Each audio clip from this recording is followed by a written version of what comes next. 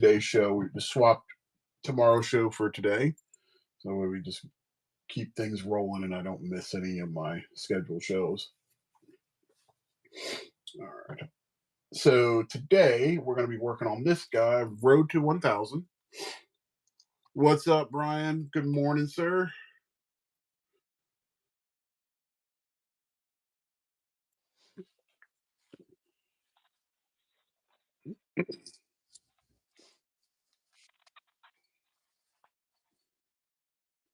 All right, let's see here. What do we got? What do we got?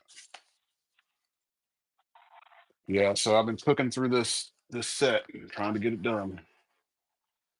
A lot of work, but I'm gonna get on it. Let's zoom this bad boy in. All right. So it's been fun so far. We're under 30. I think we're at 31 now. So today it looks like I got to do Human Torch and maybe I can get to Iceman.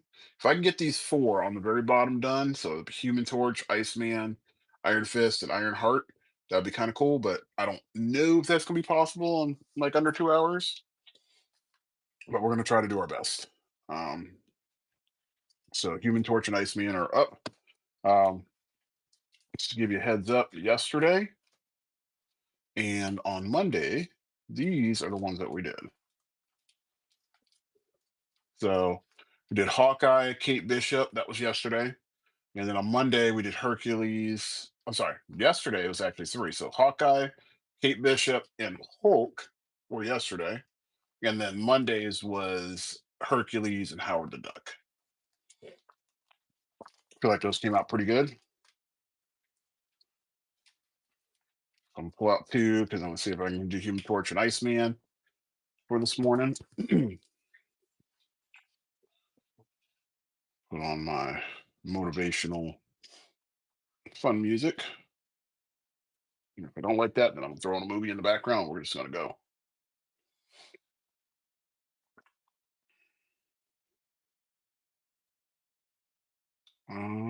Should it go Eminem? No.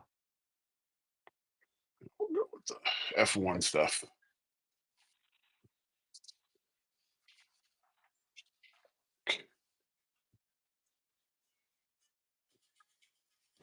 All right, let's get the template going. I'm going to draw the template for both now.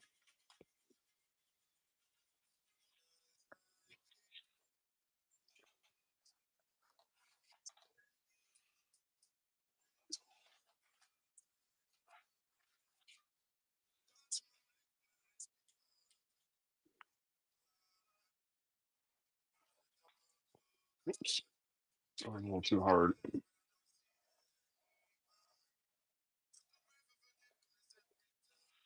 Yeah, yesterday I had a little fumble. um, so I was working on this, did that guy. I didn't like that Hulk because the hand looked all weird. It's not my style. So I just had to make some adjustments.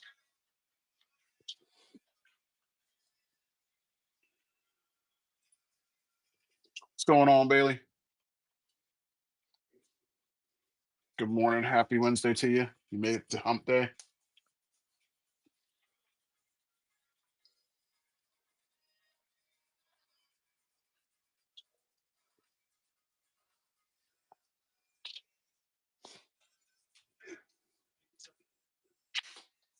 All right.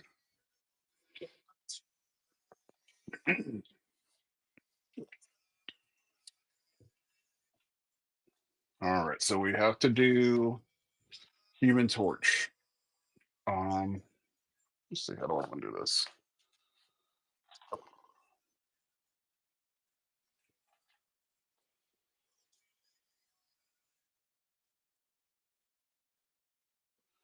That's what the problem. Okay, I've been trying to figure out what the heck the problem. I need to get a new light. That's where my problem is. Okay, my light because it's a ring light. That's when I'm coming like these weird shadowy problems. Can't believe it's taking me this long to figure that out.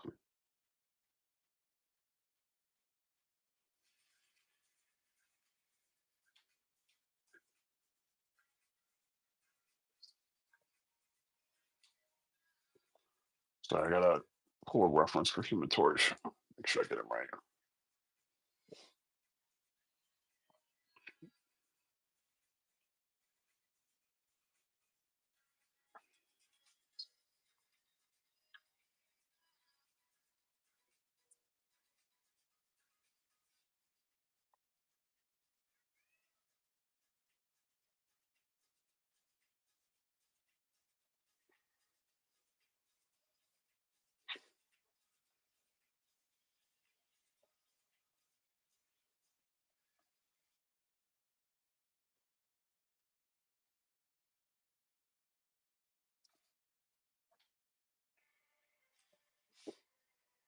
So pull this back. I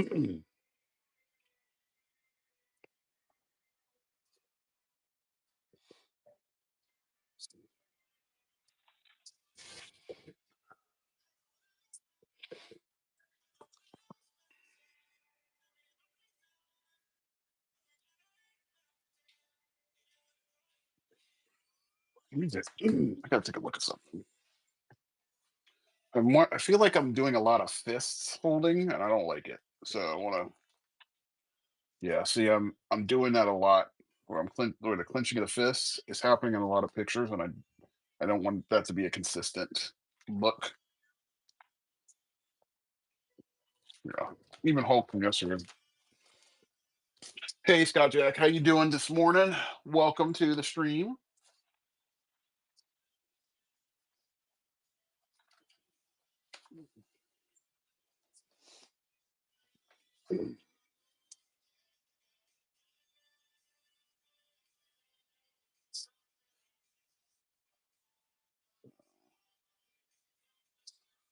Figure out a way to maybe make his hand open a little bit.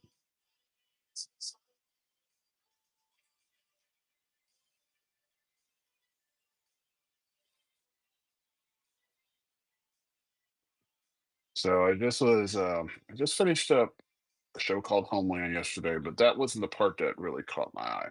Um, in the midst of me trying to find something new to pique my curiosity, I ran into the trailer for Netflix. So every year Netflix does this like sizzle reel of the things that they're going to be, showcasing for the year.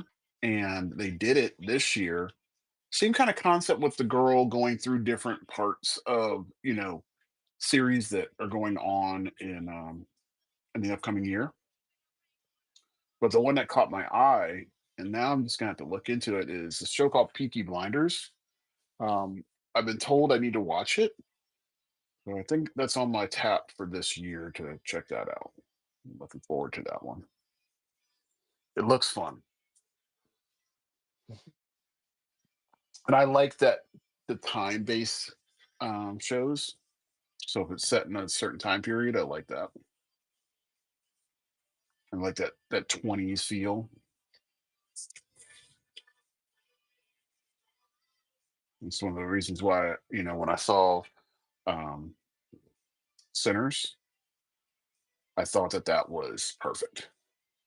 Means that because there was a lot of different issues going on in there, so it was perfectly well set.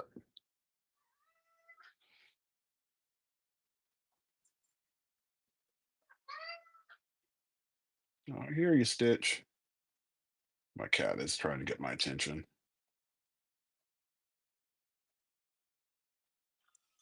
Okay, the hand does not do that, but I will fix that part.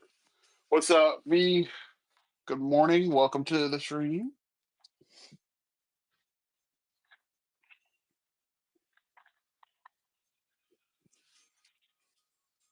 What's wrong?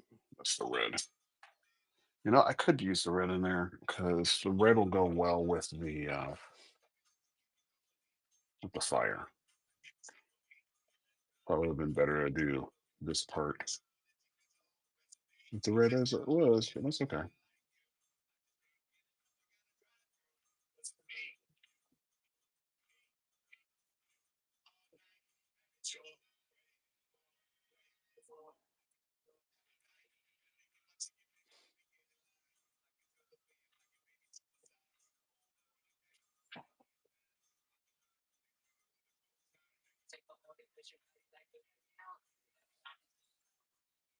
Everybody draws Johnny Storm a little differently, so I haven't drawn him in years.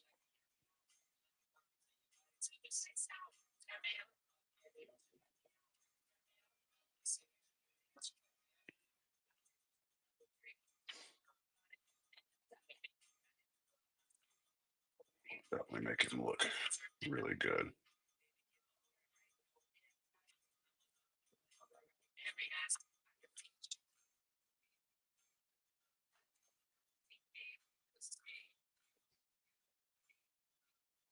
Okay, that's what we'll do. Get this a little darker look. Keep that hand kind of curving, and then it's like this. Yeah, it's been a good little ride on this card set. I'm almost to the end of the Marvel set, which is really good because it started in November, and even though we had that break because of holidays, still was able to get through a lot of that. So the goal is to hit DC probably by next week. Now the harder part about the DC stuff is that DC I don't get to start with a lot of the popular characters first, so I got to start with A and then I got to work my way all the way down. So I think the first person, I'll even tell you who it is. The first person I'm going to do is Alan Scott, Green Lantern, and then I got to do Alfred, Aqualad, Aquaman. Uh, see, we got Azrael in there, Bane. So the first 10 are pretty good. Batgirl, Oracle. So there's a lot of good ones in the first, little bit. But the focus is just getting through the first one and getting to the next and going to the next and going to the next. I think the set that I'm most looking forward to is probably going to be the. I have a Pokemon set that I'm going to do because I don't do a lot of Pokemon, so I'm really looking forward to doing that.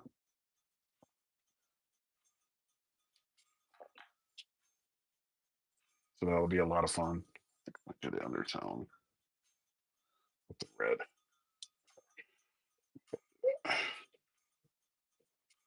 And then I have Transformers, which Transformers on this is going to be insane. Um, I have a lot of big Transformers that I'm doing. So instead of doing, one of them per sheet, so I'm going to take, I think it's called Baracus. His name is, but in like Devastator, I'm gonna take all the cards. I'm gonna put them together, like 9 cards together, and then that way I can feature all of the Constructicons, and it looks good, as a whole set. And then I can put a couple other Transformers in there because, like the Constructicons, I think there's 6 cards.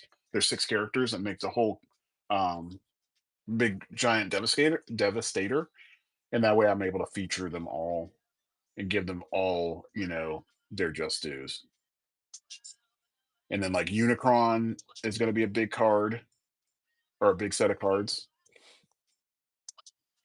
because with the Unicron I can add things like I can have Galvatron, I can have Cyclonus, Swoop, all that kind of good stuff. I can have them in there, but he's definitely going to be a cool card. But I'm going to put them in there as little additions to those. They're not going to be their specific cards. So you know, um, Galvatron's got his own card, Swoop's got his own card, all that kind of good stuff.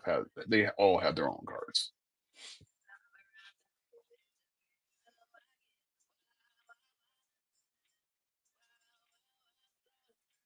So that one that's probably the one that I'm the most looking forward to. When I think of like the easiest set, I'm gonna say that doing the cartoons is probably gonna be the easiest set to do. Because cartoons you don't have to worry about like a ton of detail. They're very shape based characters.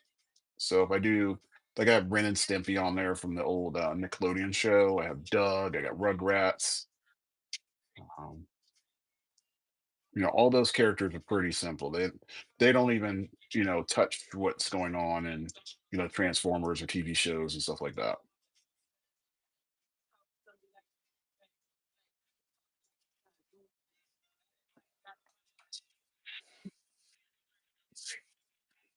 Hey, Rip and Slip. Good morning. Yeah, but this is gonna be Human Torch, and then next to him I have, I believe, Iceman's next. Yesterday I did Hulk, so this was my first go around with the Hulk. I did not like that. I ended up changing it, so it ended up looking like this. Let me pull that out for you so you can see it.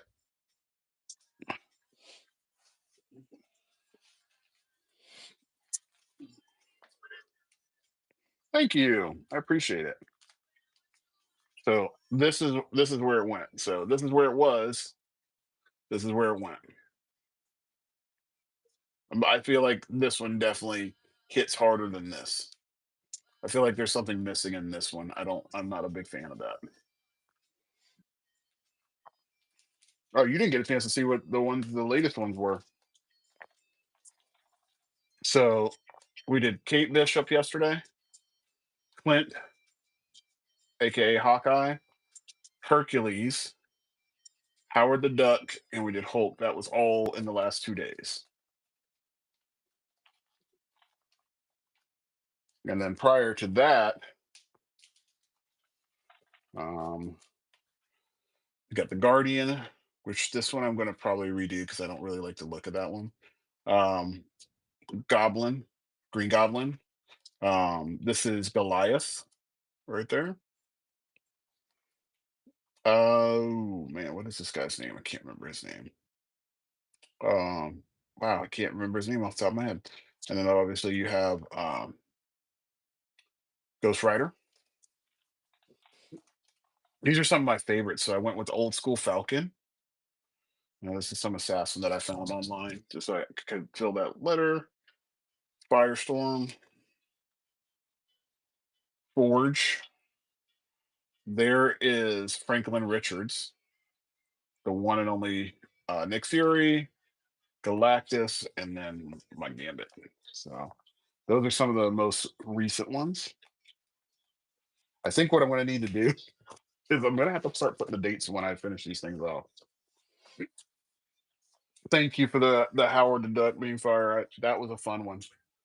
That one got knocked out fast. I don't know. Howard the Duck was just a very free flowing character to do. I really liked him. Yeah, I didn't realize it until I looked at my looked at the whole set, and I'm like, it'd be kind of cool to see when I did what. The good part is at least I got I can go back on the streams and I can get the correct dates. Thank you. Yeah, that I really look like Galactus is one of those people that because he's so mechanical, you want to make him look really good.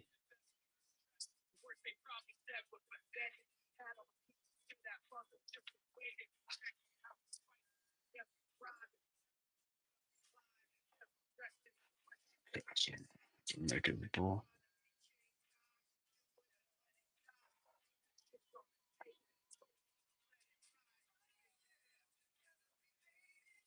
Yeah, this series has been so much fun.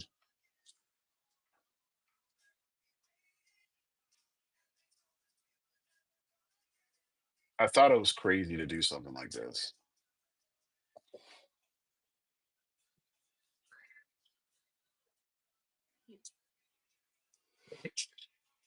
Hey, Sauce. Good morning. Yeah, thinking about doing all of this was a big undertaking. It was,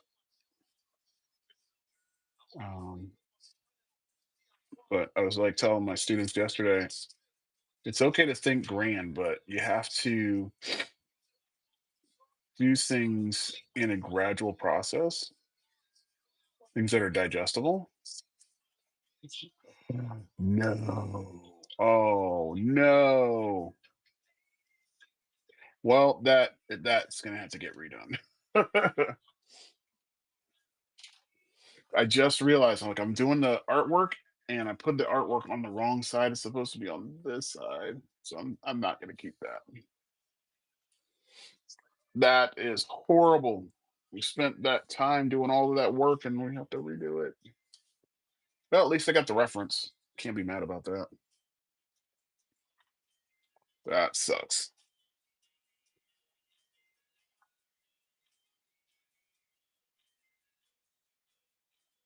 I'm like, this ink is going on way too smooth.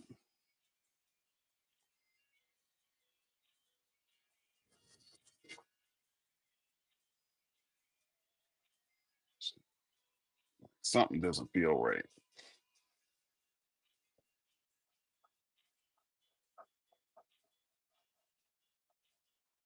That was horrible.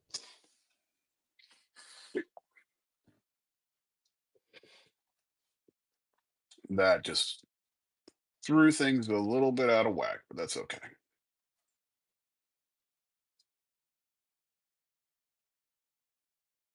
Okay. Not going to be mad about it. We just got to move on.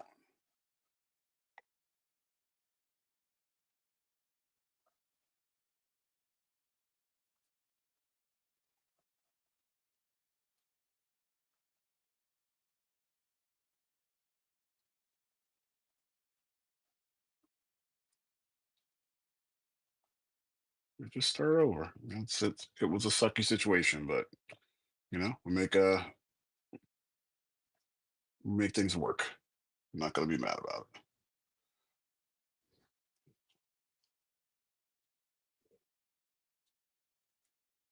However, I do need to find something that I can listen to.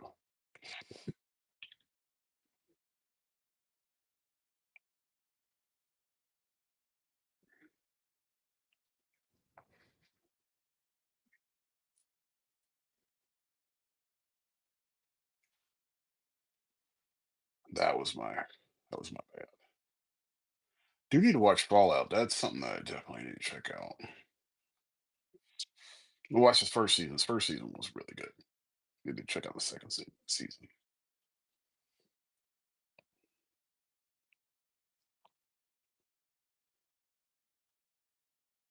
Mm,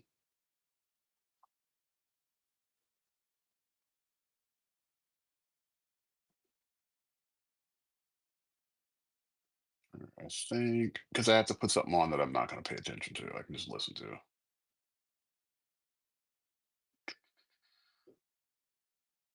Jobs, Blade 2. Ooh, Sinners is on here? What? What? Oh, hell yeah. That's a gimme. Definitely doing that.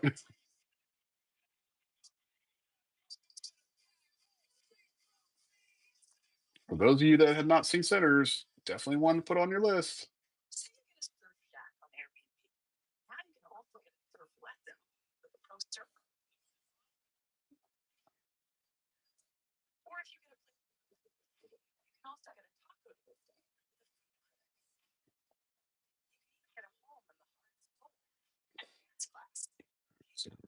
Here. Or did I say put something on the list? No, I meant I have to fix this. Oh, I'm sorry. Put what on the list? I was talking about Sinners. Sinners, the movie with Michael B. Jordan.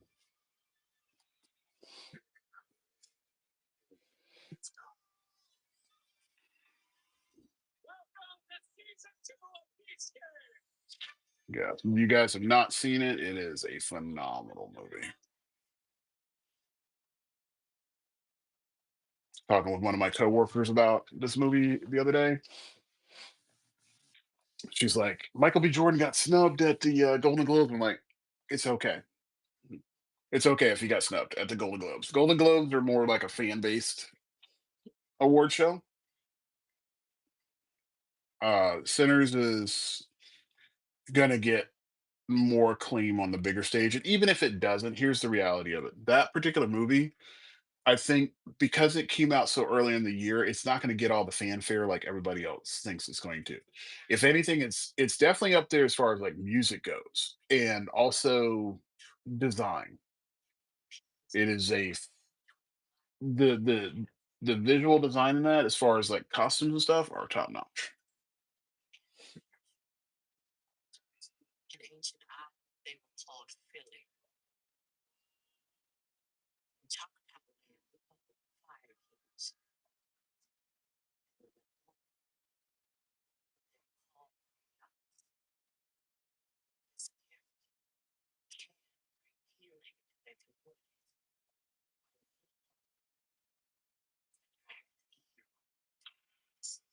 What's up, Urban?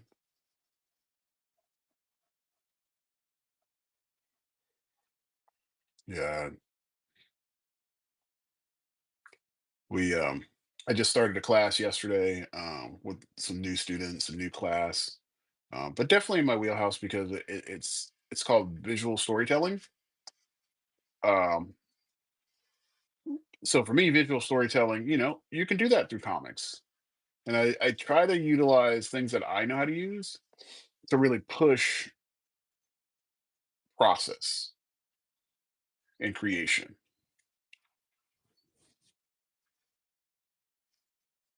A lot of people don't know how to do that. I didn't know how to do it for a long time. I didn't understand, like, you have to have a system in place because if you don't have a system, things kind of break down.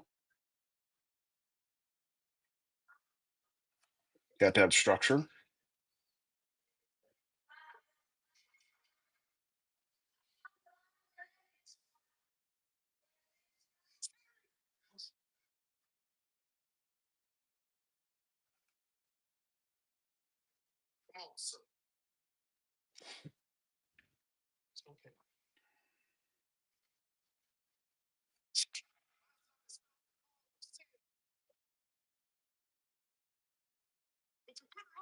I'm teaching these kids how to, create stories from scratch, and then take those stories and bring them to reality.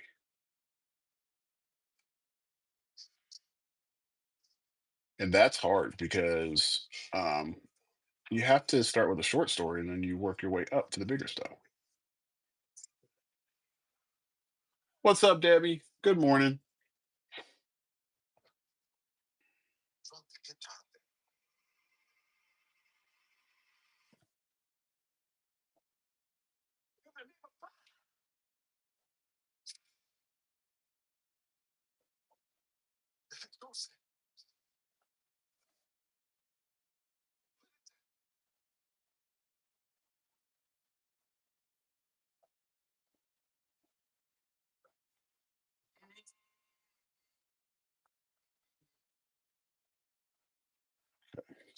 Go here.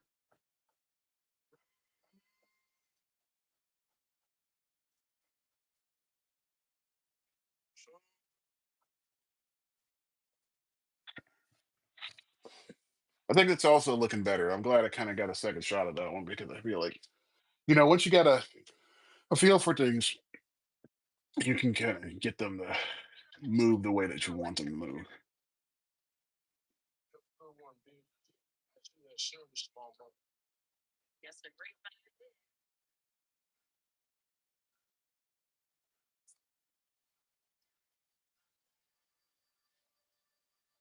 So I'm going to use this red pencil as an undertone. So when I put color on top of it, it's still going to show through.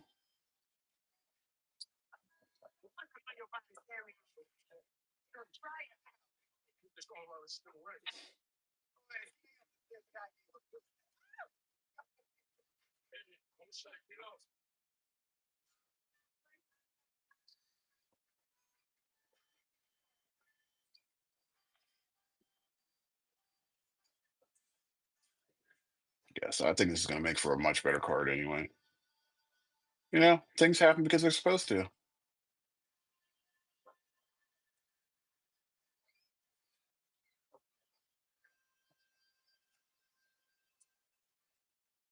What I'm hoping is that when I go to my next show, because I'm thinking about doing a local show, They have a card show coming up in February. Is that I'm going to have somebody come in there and it'll be like, "Oh, do you have this? Do you have this? Do you have this?" And it'll be the first time that I can ever actually say yes, yes, yes, and yes.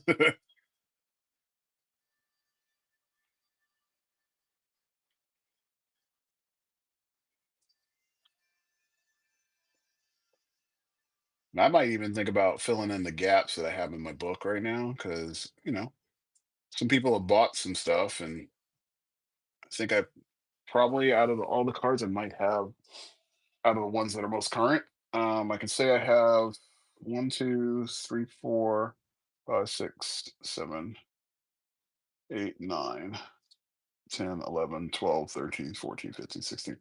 So 16 out of the 100 in just the marble set that were bought.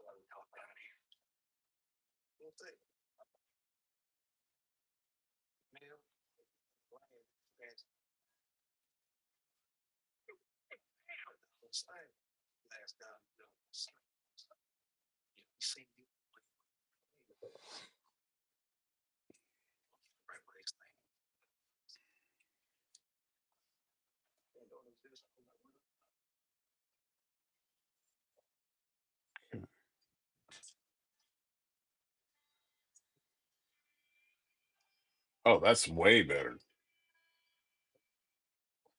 Look at that difference. That in of itself, that's a way better look. I feel like this has a little more kick to it.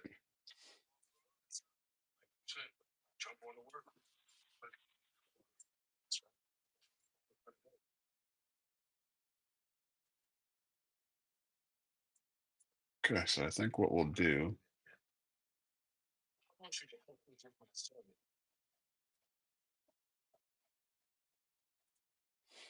Okay, so I think we're good there. What I'm going to do, I think, is I'm going to put a base of yellow down.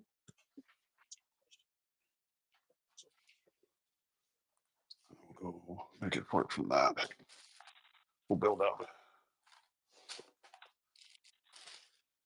This might be the only one where I kind of don't use a lot of Copics. I'm really try to stick with my colored pencils on this one because I don't want to ruin it. I'm gonna build this one up.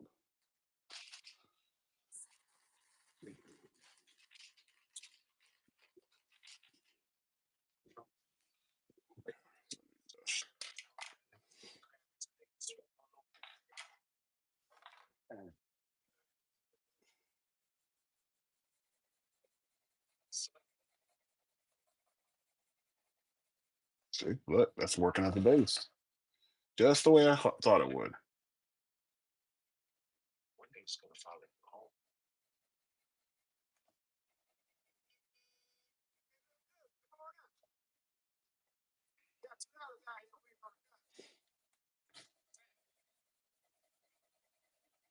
So this is going to work as a good base.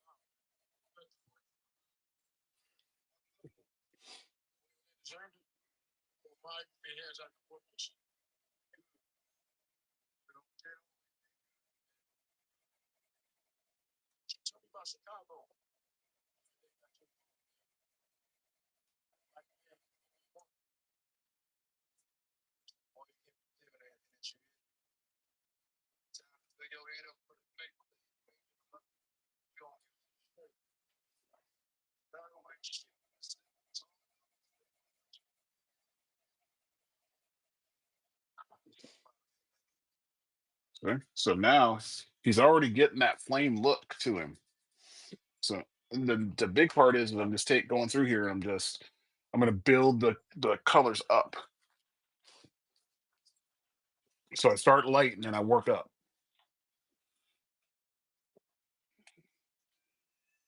It's a lot easier to do that than try to push colors down. So like if you're doing paint, that is a little bit easier a medium where you can go from dark to light.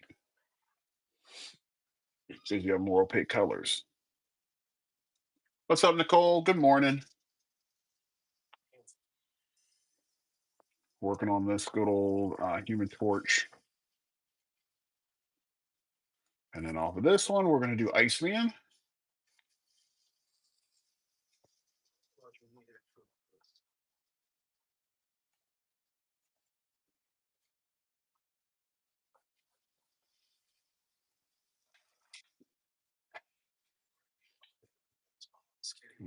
There we go.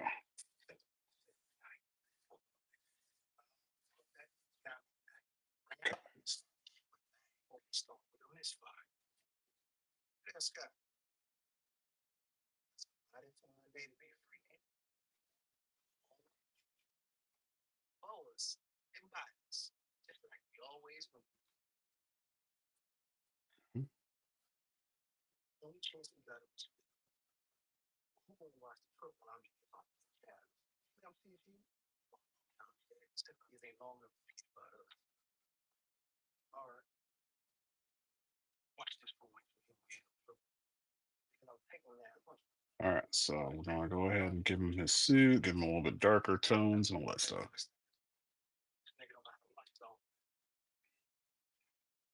Yeah, I always tell everybody, I mean, we're doing it's 1,000 cards. I mean, we're already in a good spot. It doesn't sound like a lot. Like when you think about it, we have 30 plus more to go before we hit the 100 mark. But 70 is a good amount to say you've done.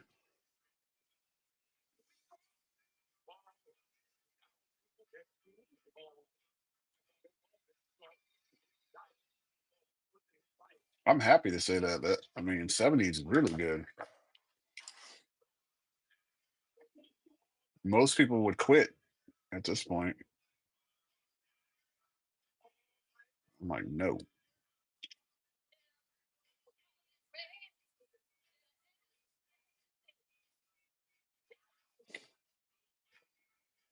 I'm all about just getting this set done.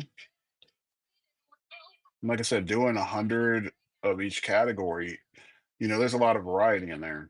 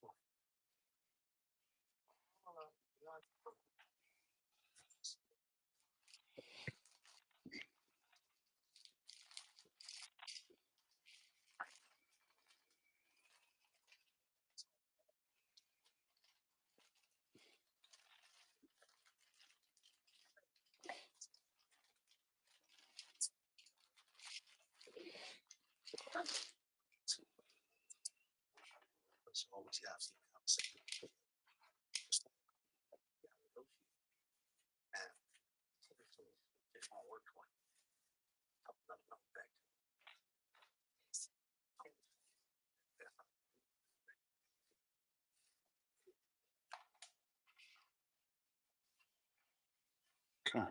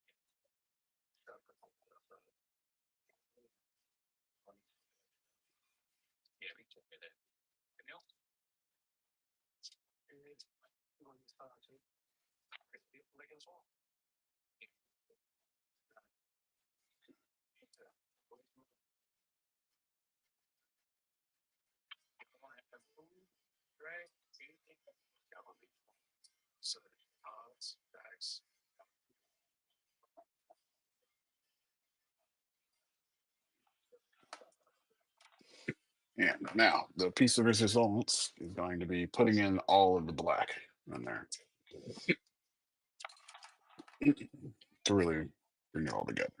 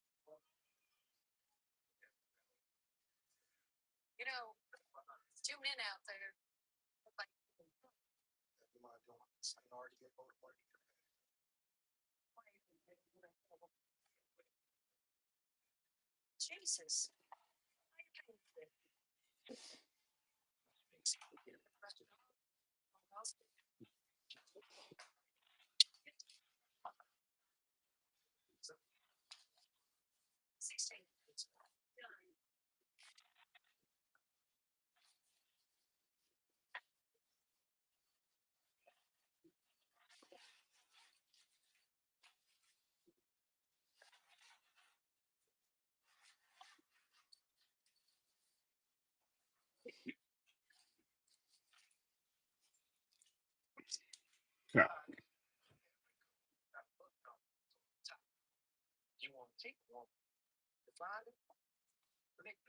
All right. Let's see here.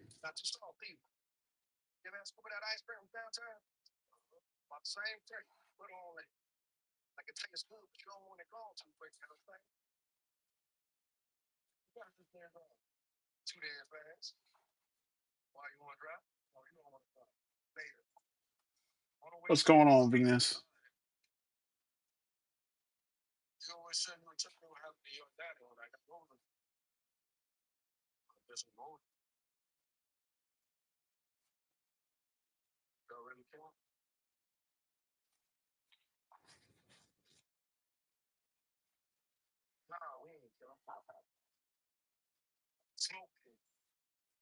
Hey, Kyle.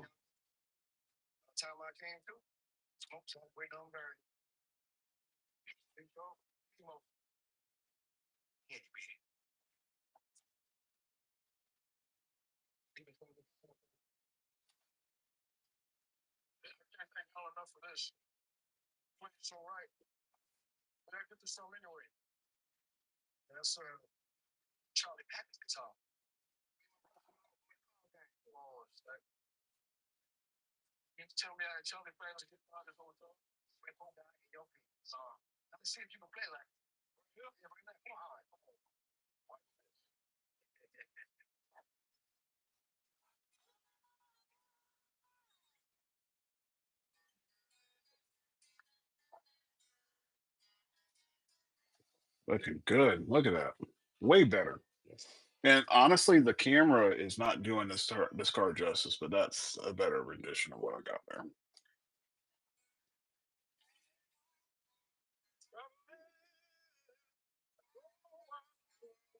I love, technology, but sometimes we just got to work better to get it to catch up. I don't want it to be so great that I'm obsolete, but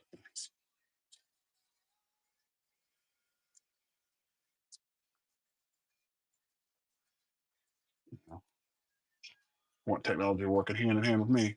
Hey, Christy. Good morning.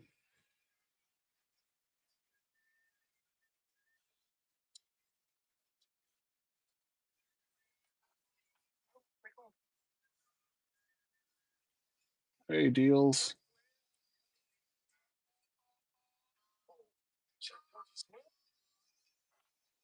Whoops. A little off. That's okay though.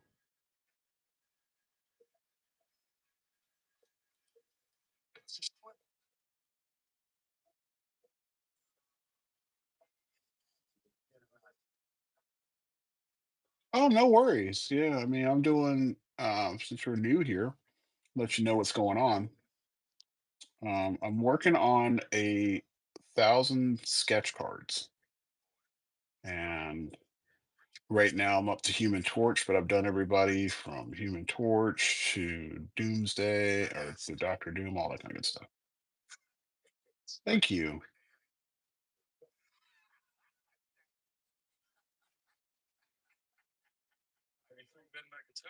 Yeah, I mean, just to kind of, I'll give you a heads up. So just take a look on here real fast. Let me zoom out real quick here. Show you exactly where we're sitting at. All right, so this is one of two binders that house all of the work so far. So it's 1,000 cards, 10 different categories. We have Marvel, DC, Image comic books. What's the other ones? Video games, Transformers, cartoons, um, wrestlers, all this kind of good stuff.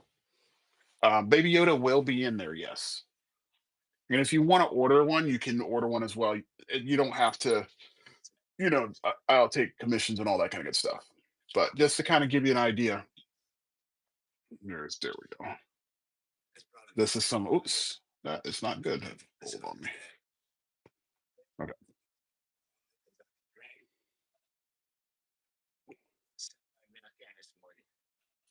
Okay. So these are some of the ones I haven't had a chance to color yet, but anywhere where you see there's a blank, those are ones that have been sold. So Baron Zemo, Beast, Beta Ray Bill, we got Bishop, Black Bolts, Black Cat, Black Panther, Scar, Black Widow, Blade. You're a Cable fan. Yeah, Roman Reigns is on the list. Absolutely. The Rock's on there, John Cena. Um, yeah, there's a bunch of them in there. Captain America, Captain Britain. There's Captain Marvel. Got some Carnage. Oh, you must be a John Cena fan, yes?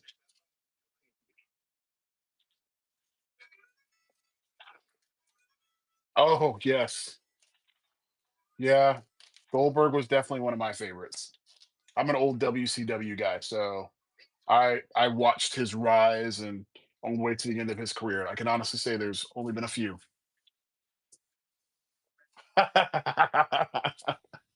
My wife says the same thing. She hates John Cena.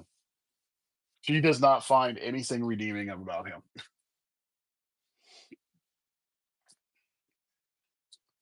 Yeah, I don't know what it is. I looking at him from a character standpoint, he's really good at that. Yeah, I'm definitely in that realm of, classic wrestlers. So whenever I see like the older ones come back, I'm really cool with that. I would say, for me, that watching Sting, because Sting is my all-time favorite. Oh, that would have been great. That dude must have been huge. That guy must have been huge because I know he was like 7 foot something. He was a big guy.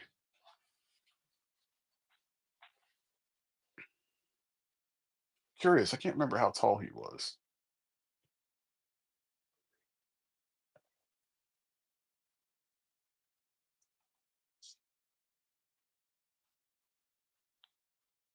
Curious if he is as tall as Shaq. I know he was tall. He was huge. So he was 7'4". He's 1 inch taller than Shaq.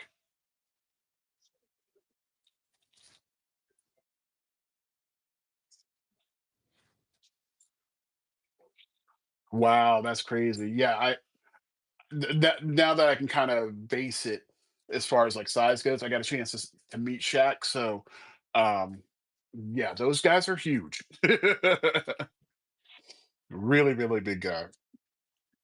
Um, I got to see John Cena. I saw Randy Orton. That was awesome. Saw Nikki Bella. Um, I saw Natalia, which she was pretty awesome. She stayed in character the whole time, so she's acting like a little brat. At that time, like really just mean. So it was really cool. Um, I don't know. Becky Lynch is a weird one. There's sometimes where I feel like she's playing off very fake. I liked her when she first came in from NXT over to WWE, but I feel like she's become more of a character than she has, a wrestler. She doesn't do the same things. And I have no doubt that's probably because she's a mom now. So she plays the game differently. Plus, she's acting. She doesn't really want to tear up her body too much than it already has. Those are the latest. So I get that. When start becoming a character, it's not as fun to watch you do your stuff.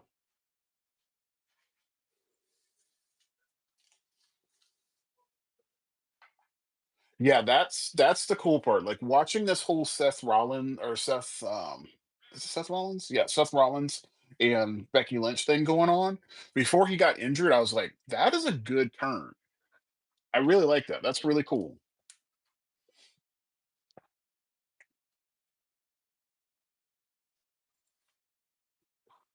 I was liking the way that they were going with the whole AJ Lee thing, having her come back and going against Becky Lynch or Becky yeah, Becky Lynch.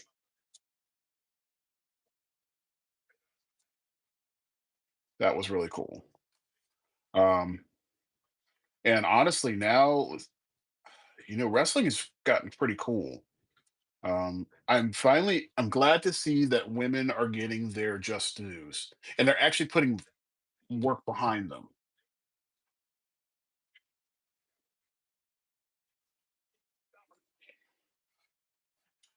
You know, Dirty Dom is good. He really is. Love him or hate him, you got to give a man respect. He's actually he's a very talented wrestler.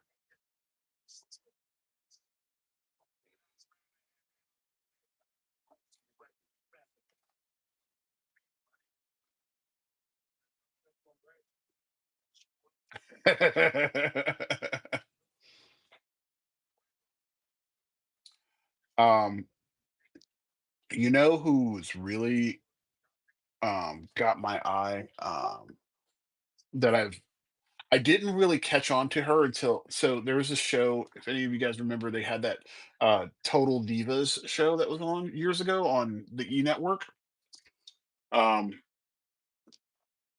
so back then they had who was it? Nia Jax, and she was popping up with Liv Morgan a lot. And I'm like, Liv Morgan, like just her overall just attitude and her whole presence. I was like, why are they not making this person a mainstay?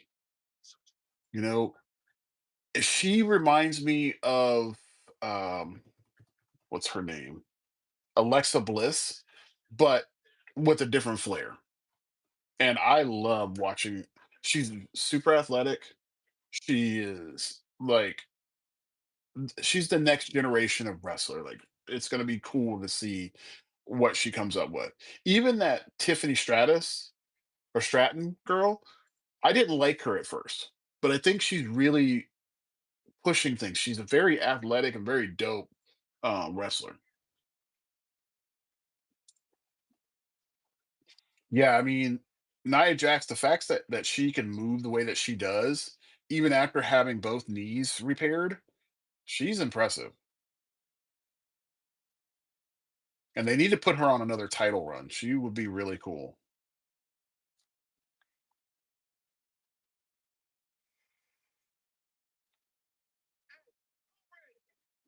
I look more forward to like the Royal Rumble now than I ever have.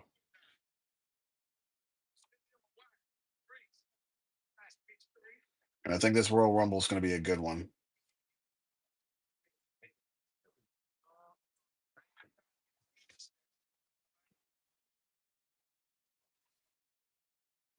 Yeah, you miss The Undertaker. I miss Sting.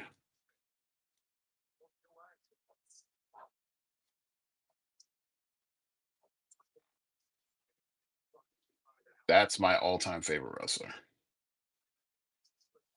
Like I love The Rock, but there's aspects of The Rock I don't really feel like are the best.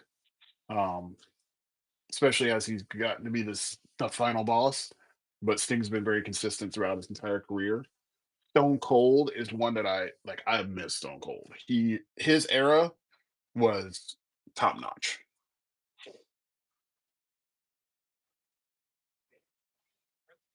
I think old Rock was good, but The Rock is just not. I think again, I think he's become more of a character than anything else.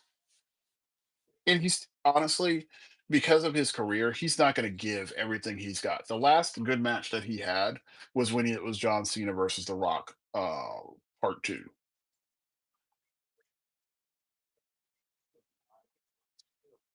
Yeah, I agree.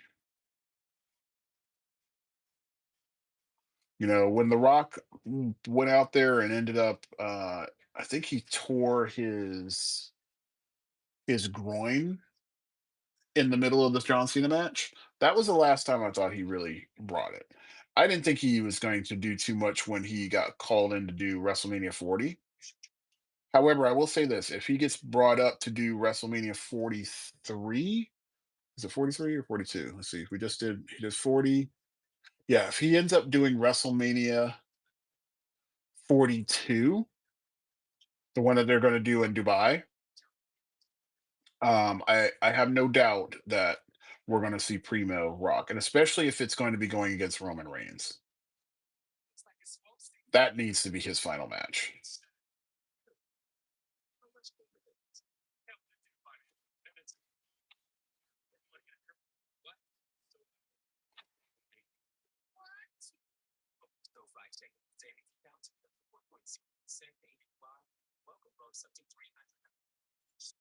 Um, you know what? Watching the Hulk last year. So if you remember when Netflix got their go ahead and they did their first show right in January of last year, watching the Hulk get booed was hard. That was a big one for me. But I understood at the end of the day the reason why he got booed is because of choices that he made. Um, but overall, if I'm looking at his whole entire career, I would say the Hulk is probably the gold star or the golden ring.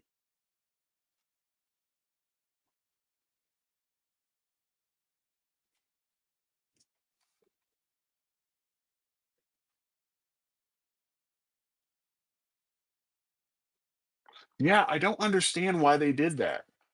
Again, 2 people, they gave him runs for a little while, and they just dropped the ball on both of them. I mean, I don't understand how you do that. Like those two are awesome. But I don't know if they can. I think the problem is creative doesn't know what to do with either of those two wrestlers.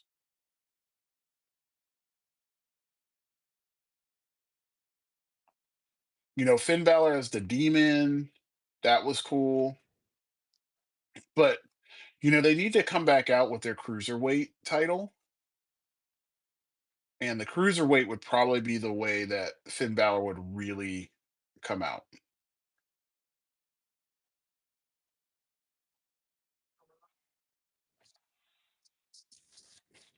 Nakamura is talk about somebody that's a super talent. He's really, really good. But I think there's a lot more on the back end of things that we don't know about that's causing him not to be in the spotlight. Because if you notice, like he'll pop in and then he'll pop out. I know he had a brother that passed away, so that was kind of part of it. And then he got pulled over to do, I think, the Japan wrestling tour over there, and I think that pulled him away too.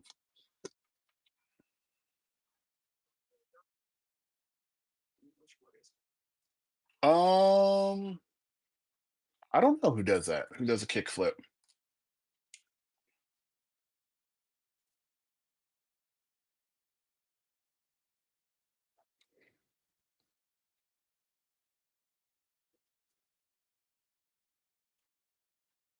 I was looking at some cool matches the other day. Who was I looking at? I was looking at old WWE, W WCW. There was a match years ago.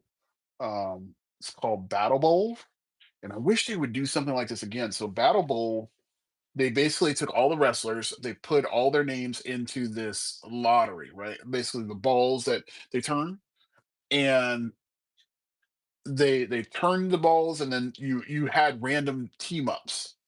So you had like Sting and Lex Luger. You had wasn't the Beastie Boys. There was a few other groups, but basically there were a lot of wrestlers that were either friends of each other or they were enemies, but they had to fight each other and win in doubles first in a double ring match. So you had multiple matches going on, and then they would go down until they had, I think, 16 wrestlers. So I think it went from 32 to 16 wrestlers. And all 16 wrestlers went in and they had to do a battle royal. And that battle royal, and it was between the two rings, no cage. And they had to go until the last person was standing. And of course, the last man standing rules, your feet have to touch the ground. So if you ever get a chance to see that, Battle Bowl is a good one. Um, and then before that, you guys notice how they did this new, not new thing, but the masked man, all in black. I thought it was funny that they did this, but if you're an old wrestling fan, they did it before. They did it with a character called the Scorpion. Um, Back in the late '80s, Sting was getting like pursued by this random character, and he would just get into the ring, very much like the guy in the black, right? Like Austin Theory's character. And he would come in, he would throw off matches, but they did that, unlike what they did with Austin Theory, basically having him there for like 3 weeks, and then he reveals himself. This guy would come in, and this took like a couple of months for them to do this. I mean, he would come at major pay-per-views, all that kind of good stuff. Come to find out, after a while, the Scorpion ended up facing Sting, and when the match was said and done, they revealed who the Scorpion was. It ended up being Ric Flair. It's kind of cool. I think that's how they brought Ric Flair back into the fold. But that those like good storylines haven't been done in a long time. I really feel for that stuff. I don't know if we really had a good storyline in a while.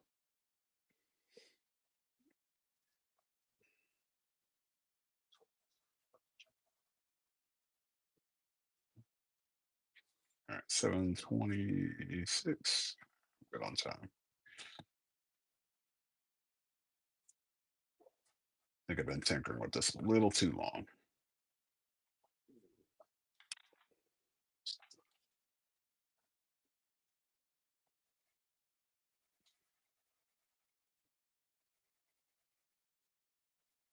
Yeah, modern day wrestling, I've kind of, I honestly, I've much more enjoyed the women's side of wrestling than I have the guys because I feel like the storytelling in on the women's wrestling side is way better than the guys.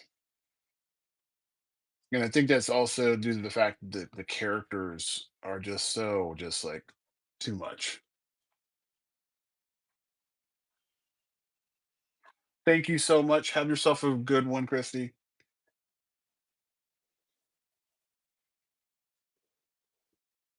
Appreciate the heart.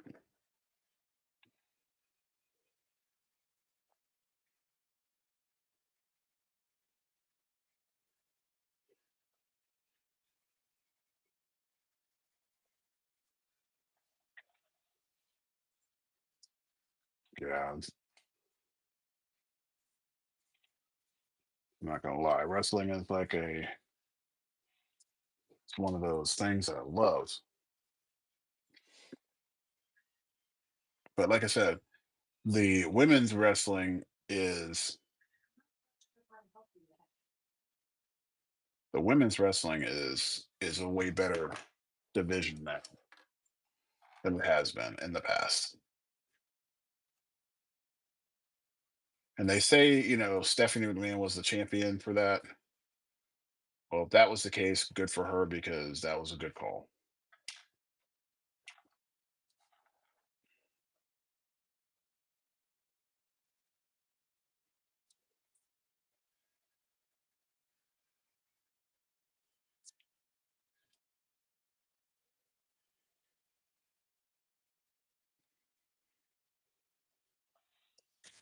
All right, I think we're good.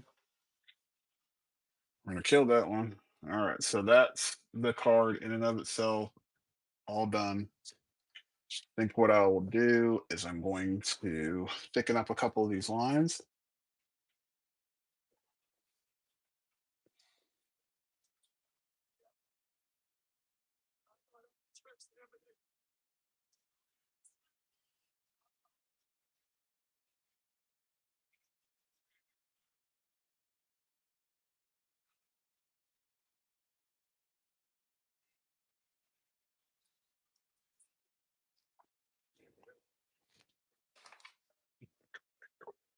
See, that's the problem here.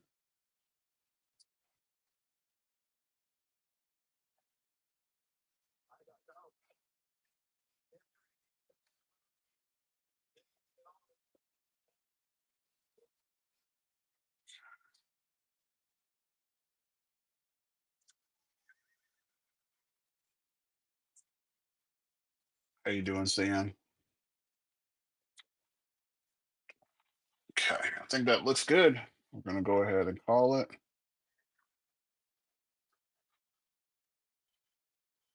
I think what we'll do is on the small side.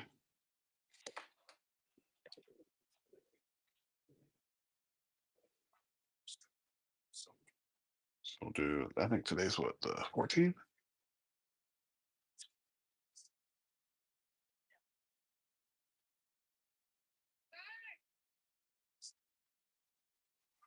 Okay, we'll try that. Cool, cool, cool. No, it looks good. That one's done. Okay, so I'm gonna see if I can knock out Iceman real quick.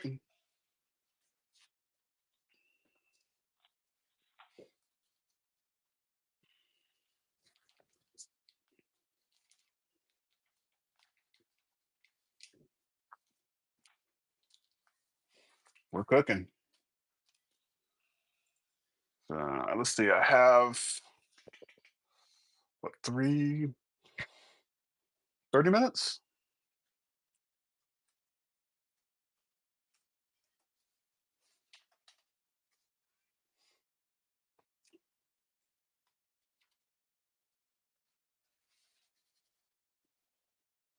I have to do the Iceman in blue.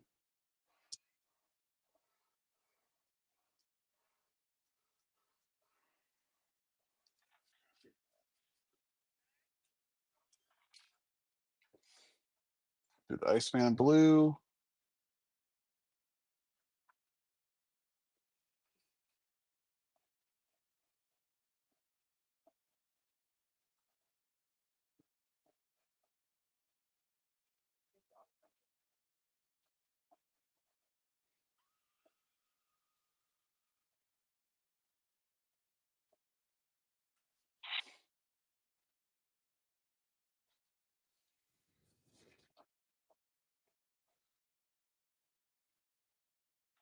Let's see what we got here.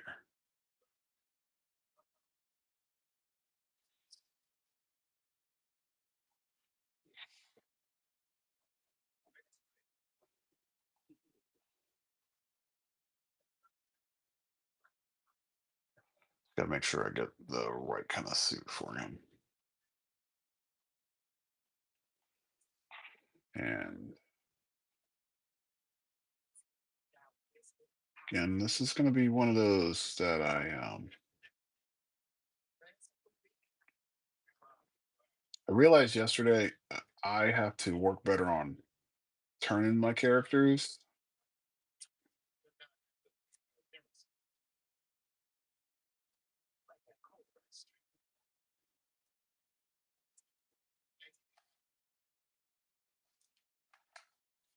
When I say turning the characters, any advice on making sketches on a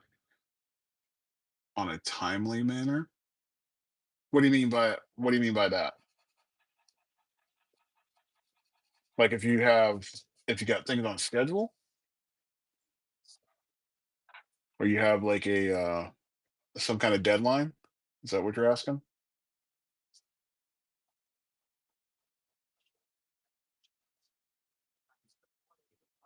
If that's the case, I definitely have an answer for that.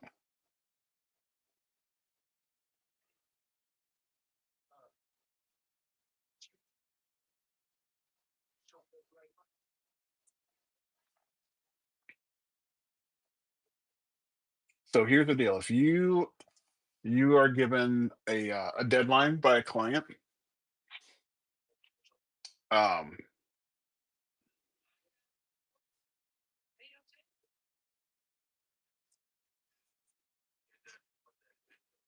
okay. So here's the reality. There's two part there. I think there's two ways to approach this. So let's take it from doing your own personal piece of art. Okay? If you are doing your own art, you have to realistically figure out what it is that you want to do, right? And you got to kind of gauge, okay, if I'm doing a sketch card like this, you have an idea of what you want the character to be posed like. You know what it's going to feel like. You kind of have an idea of colors that you want to use if you're going to use colors. Um, and you're able to be like, okay, well, I can produce the drawing in like at least I can get the sketch down in under 10 minutes. You know, if you're trying to get the sketch should be very quick. The sketch should not take you very long at all. You should not go past um like 10-minute mark. Try to do that because you're trying to build that speed. Then you can go on through a refinement. So that's a different stage. Refining is where you start fleshing out everything and making sure like the knuckles look right, the facial features look right, all that kind of good stuff. So that might take you another half an hour. So now you're up to about 45 minutes. And once you're done with that, now it's time to go to ink. And depending on your inking style can take you, a couple of hours. Um, but that's all up to you. I mean, you're the designer. You're the one that's trying to create the piece of artwork. Um, and at that point, you're trying to kind of get your speed up. And if it's taking you 2 to 3 hours to do a piece of art, and you're learning in that period of time, that's perfectly fine. But the goal is to reduce that speed. And the only way you're going to get better at that is that you have to do more of it and you have to, you know, figure out what's slowing you down. Like for me, the things that slow me down is if I do a wrong, if I do like something like this. So I get started on something like this. In my head, I'm thinking he's going to have a fist here, he's going to have a fist here, but it doesn't fit the style of work that I do. So I had to start from scratch. So now I lost, 15 minutes trying to get this done. All right. So I try to figure out how ways to stop that from happening. So I really want to be concrete on the design and get the sketch down first, because the sketch is going to kind of be my roadmap for where I'm going next. So there's that side. Now, if you are working for a client, it's a whole different ball game. Clients, you really want to approach it from a different, set of lenses. If you're doing it from for a client, number one, you have to ask the client how long, what is my time. So the client, you get on the phone with them or you get online and you guys are text messaging and the client says, I need it in a week because it's for a birthday gift. Okay. So you know that it's going to probably take 3 days for it to ship out to get to the person. That's the estimated time. Okay. So now you've gone from 7 days now down to four. All right. What you need to do is lock in. And for that first day, you need to get to about the 60% mark of being completed on that piece. The reason why I say 60%, because at halfway, we kind of get this like trigger in our mind with the creative part of us where we're like, oh, I'm in a good spot. I'm halfway. 60% is one of those weird numbers. And your brain's like, I'm incomplete. This is not, the balance isn't right. So when you're at 50%, the balance is like, okay, you're perfectly balanced, like all things should. But now you're at 60%, so it's tilted a little bit. So in your mind, you're like, okay, well, I've done more than what I needed to do, and I'm closer to the finish line. So you see the plus sides. Then you can step away that day, come back to it, or come back to it later that day with fresh eyes and be like, okay, I've got to the 60% mark. Now I'm going to take day two and I'm going to get it to about 80 to 85%. Okay. Or you can wrap it up. But give yourself 3 days to do the work, knock it out, and then you can do refinement on that fourth day and put it in the mail. Don't try to push it to the wall, because if you push it to the wall, then it's going to cause mistakes. You are always going to make those mistakes when you're rushing. And you don't want that because you're doing a disservice to yourself. And more importantly, you're doing a disservice to your work and the client's work.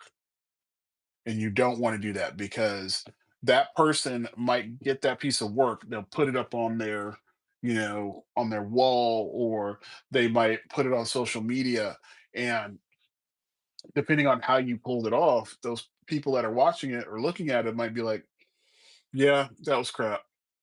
I see where they rushed it, because they can tell, people can tell when you rush things.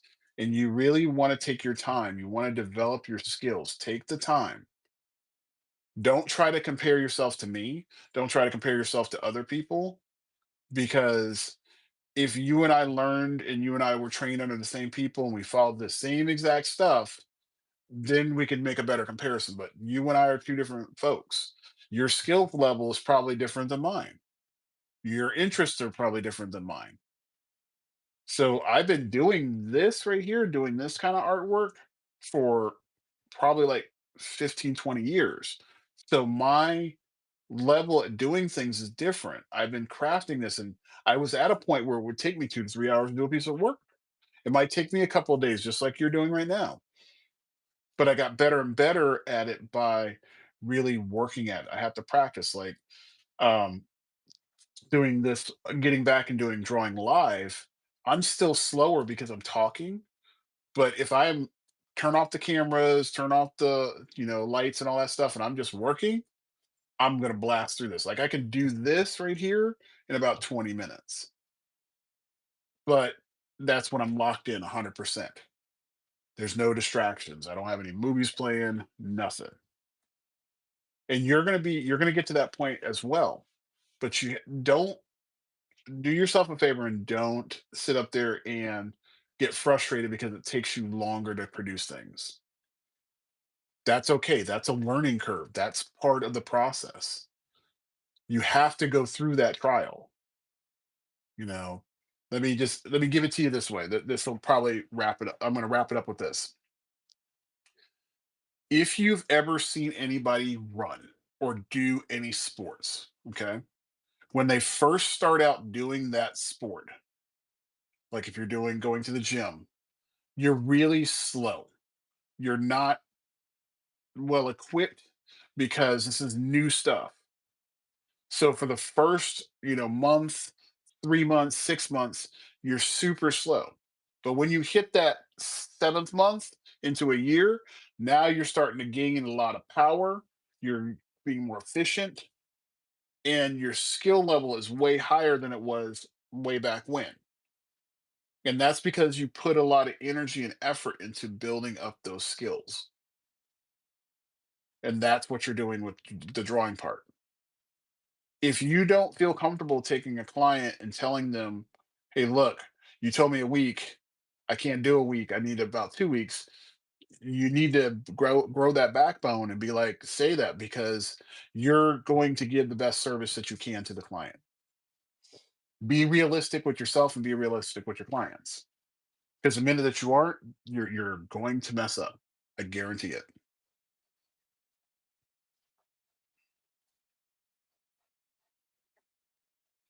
I remember my wife a while ago. She go, or not my wife. This actually was my one of my good friends from work when I used to work at Best Buy. They're like, "Hey, we have there's such thing as on time, and then there's Marcus time."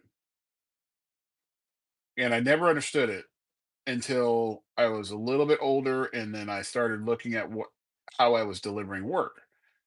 And I would tell them, "Oh yeah, I can get that done in a couple days." And then a week would go by, and then I would drop it off.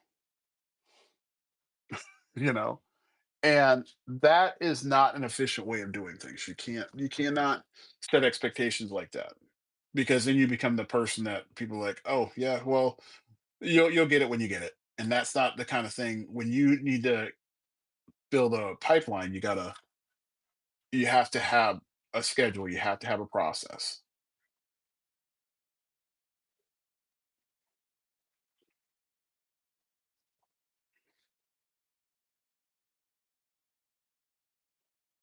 I hope that clears that up for you a little bit more.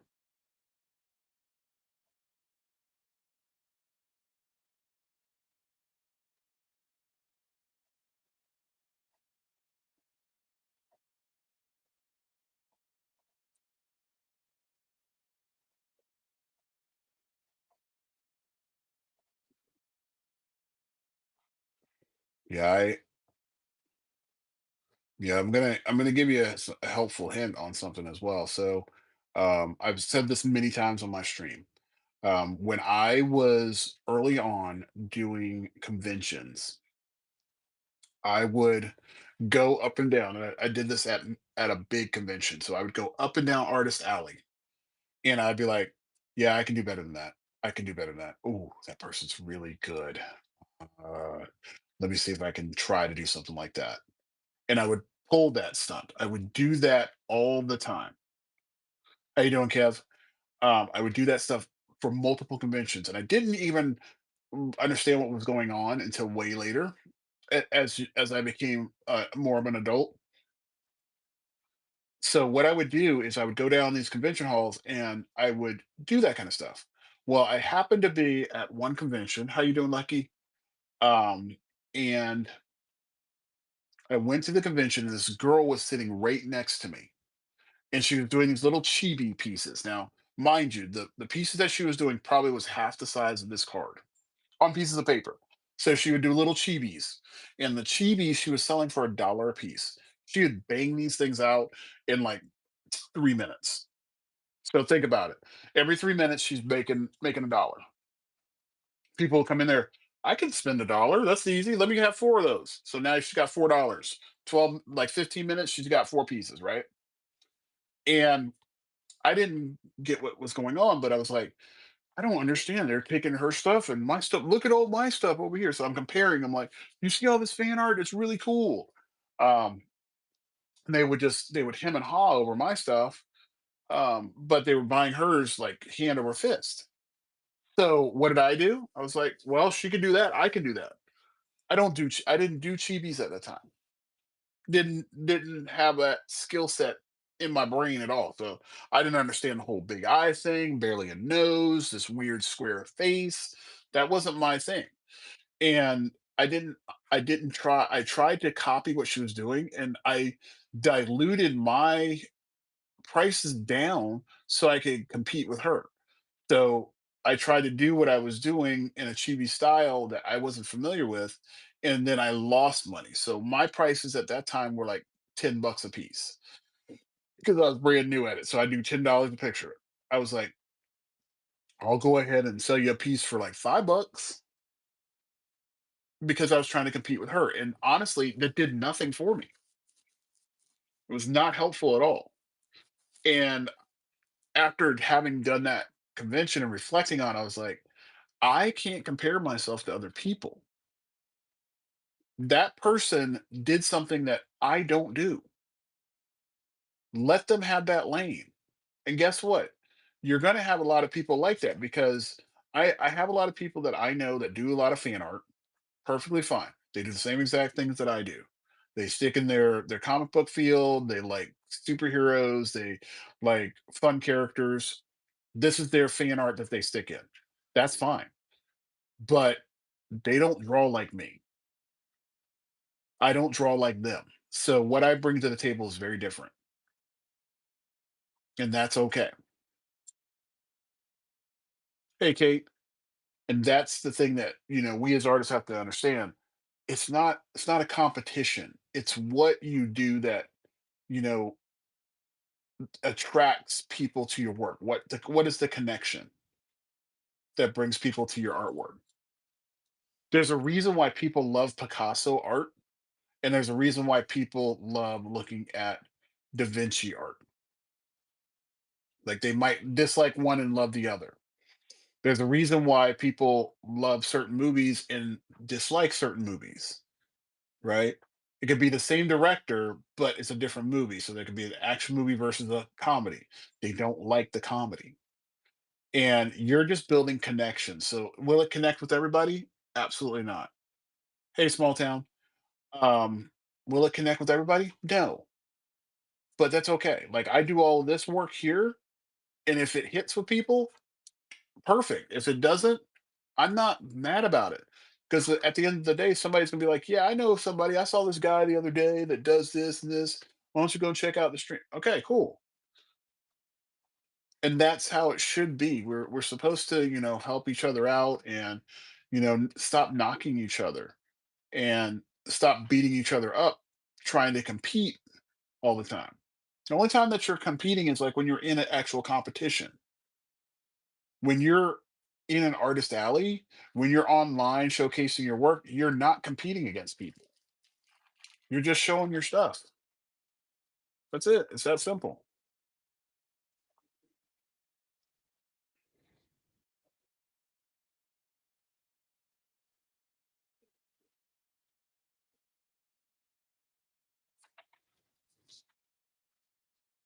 And I hate to see young artists kind of kick themselves hard. Whoops. I'm gonna have to fix that. That does not look right. Brow line is off. Young artists get so easily discouraged.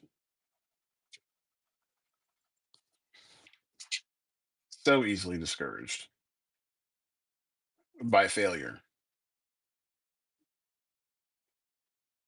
But we don't have people in the art world, even on entertainment nowadays, that talk about happy accidents. I mean, Bob Ross spoke it into reality. He's like, these are not mistakes; these are happy little accidents. Meaning that if you make a mistake, it's okay. it is fixable, especially in the paint world, but also in just the art world. You could do something that could actually add to the quality of work that you're doing.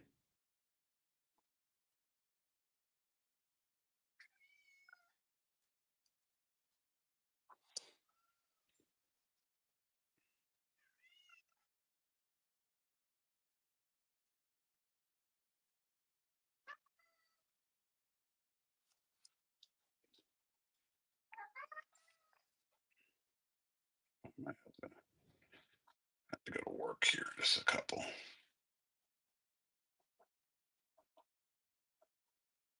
But if I can get this sketch done, good.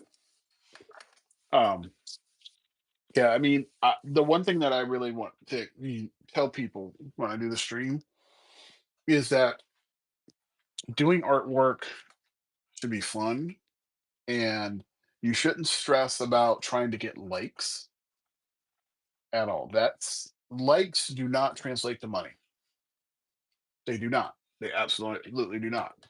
Um, but the kickback that I'm going to hear is that people are going to say, "Hey, M Dog," the kickback is going to be like, "Well, if I got a lot of followers, I'm going to go ahead and get a lot of pay and all." No, that's not how this works. You get payment from these social media sites if you are promoting a product. If your channel is doing very well and you're basically utilizing your social presence as a job. That's how you make that money. But if you just want to produce art, go in there, produce art.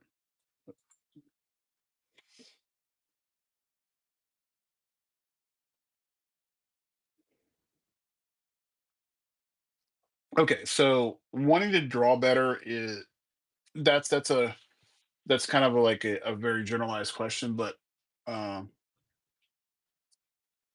getting better works like this. You have to focus on getting better at specific things. Okay.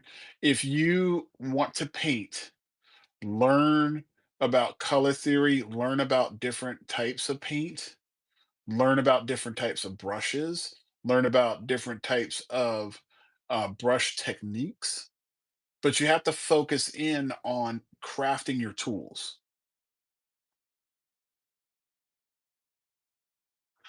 That's the problem. If you're having an obsession with doing that, um, that's fine. It's always good to get better. It's always it's always good to get better. But the thing that you if you're having this issue where you're trying to get perfect, hold that from your brain because perfection does not exist. Okay. The only thing that's perfect, if you're a godly person, God and Jesus, and that's the only perfection. And I physically have never seen anything like that. And you know, that's okay. You need to just be like, okay, there's a point when things get good enough. Todd McFarlane really brought it home in one of his speeches. He goes like, when I was coming up with doing the figures for Todd Toys, people were astonished by what he did, right? The designers couldn't understand how he made things so realistic. And he literally said, "You know how we're able to do this? So we have clay and we have this tool called a camera, and we take multiple positions. Hey, Colleen, um, we take the picture of what we want from multiple angles, and then we start crafting the clay, and we don't stop until we get exactly what the picture represents." And you have to have that kind of mindset, especially like people that are doing like realistic art or people that do tattoos. The only way that you're going to get better at that is that you got to hone in on what is it that you're trying to achieve. And you go through there, and when you hit that wall, once you get past that wall, you've gotten that goal. Like for me, I went through a period of time where I did nothing but perspective for months. Every piece of drawing that I did, perspective. every piece of drawing that was letters, perspective. I did the same thing with graffiti. I did the same thing with coming up with my littles characters. Um I was just experimenting with color.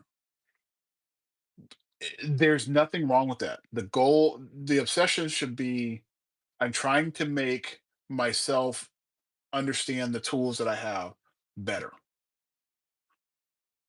You know, I don't think it's a hold on you. I will say that. It's not a hold. It is you're like, hey, I want to build this connection. I want to understand how to do that next thing. I see Jim Lee creating these awesome pieces of art. How does he do that? Well, for me to understand that, I have to go back in his history and understand his process. And once I understand his process, then I can start putting the pieces together and then watching how he builds things together.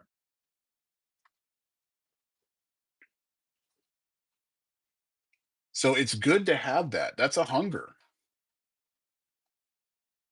because that means growth. I will never knock anybody for that.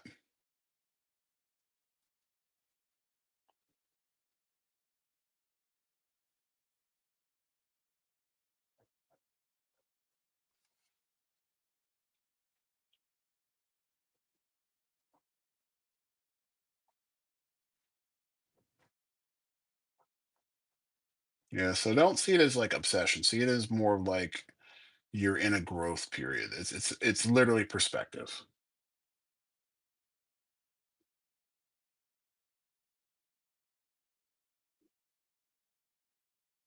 And depending on age too, I don't know. I'm not familiar with how old you are, but also depending on age, that's a piece to it as well. Because when you're younger, you're you're a lot hungrier and you're trying to define yourself. Whereas when you get a little bit older, you're calm. You can breathe a little bit.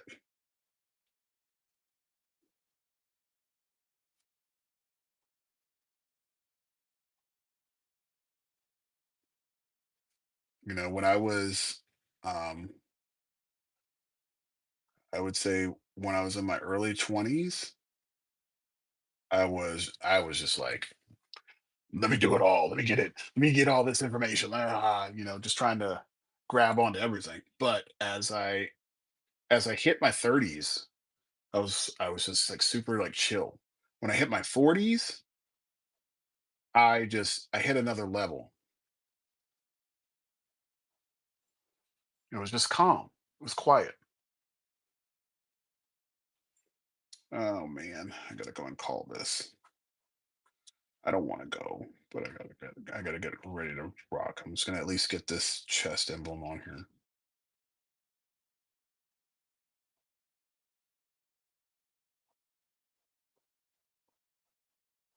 I got talking so much I forgot to look at my time.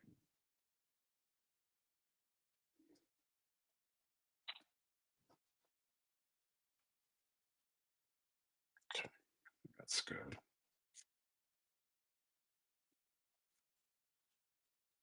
Mm,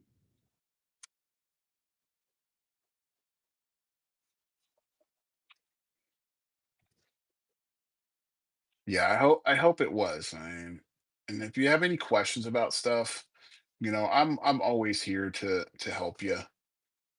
I want I would love to have a next generation of people that really have a passion for doing this stuff.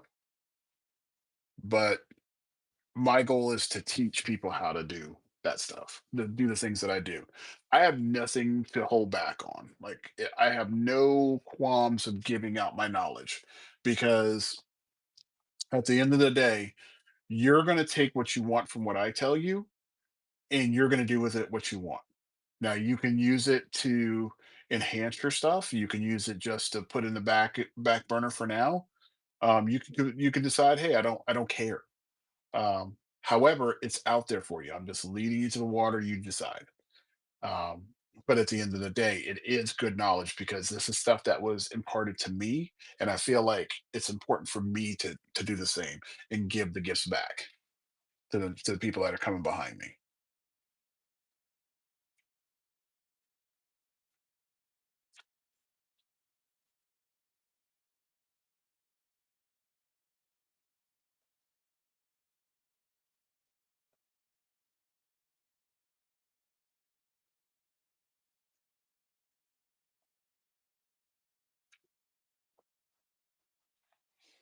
Let's see if that running.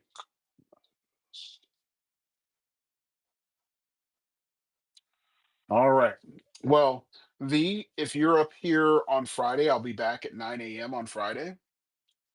So if you want to touch base, please feel free. Otherwise, if I don't see you the rest of this week, please have a very great and blessed weekend. Keep pushing, keep doing what you're doing, because I mean, you're only going to get better over time. All right. So, everyone else, have yourself a good one, and I will talk to you later.